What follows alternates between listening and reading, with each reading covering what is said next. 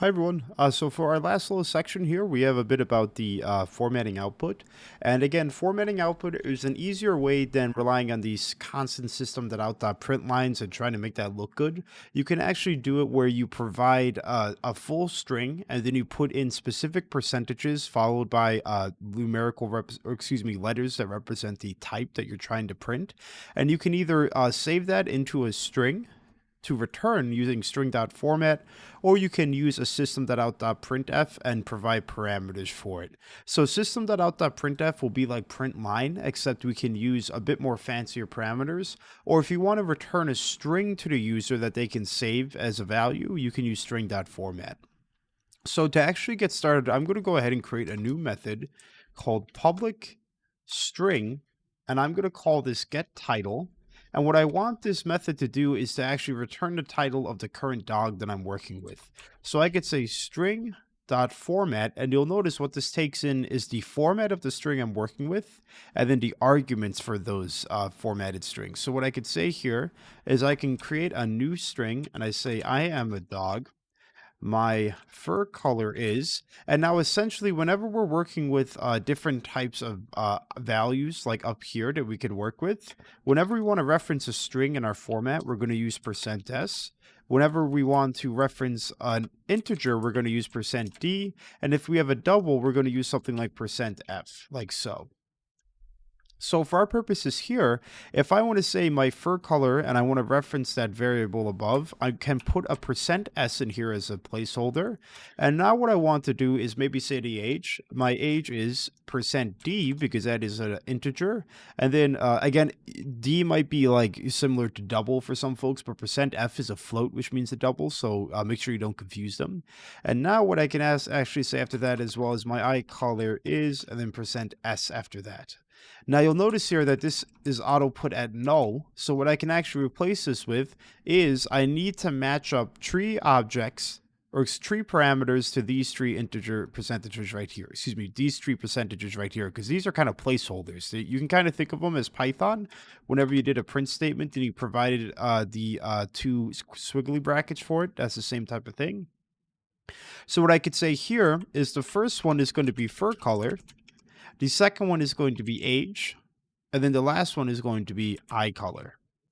And now you'll notice that this is real neat, and it goes ahead and works. But what this does is it actually goes ahead and creates a string object using this format. So what we can do is, because this method needs to return a string, I can actually simply return this formatted string.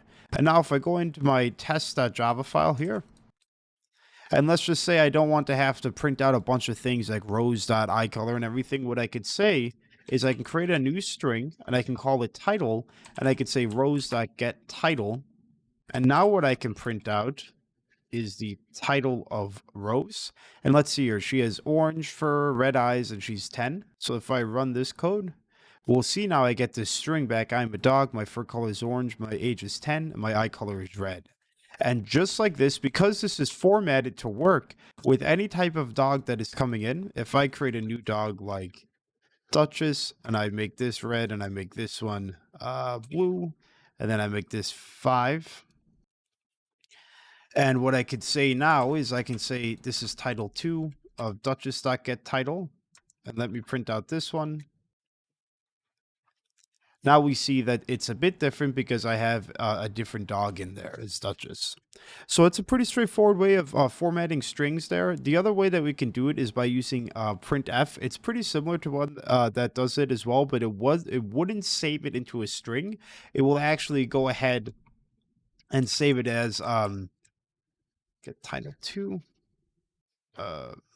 console. I'm just going to call this get title console because it's going to print it to the console for us. So essentially this will not return anything for us to save and have to reuse. So get title console, all I'm going to do is system.out.printf, and very similar to the above one here, what I can do is I can grab up this code. Let's see if this actually goes ahead and works for us. And now you can see it's essentially the exact same thing with printf, and I put in my parameters and my formatting. And if I go ahead and I try underneath here, what I could say is rows.getTitle console, the other version, and I'm going to say Duchess dot get title console. And now I'm actually going to comment out these guys for the time being. And if I run it, you'll notice that we actually get it on the one line here because we didn't put any new lines after them. And a new line is a way that we can put in a manual indent. So how we can actually do this is at the end of my string, I'm going to put in a backslash n, and that stands for new line. So if I go ahead and hit play now, you'll notice that we have our previous format that I liked before.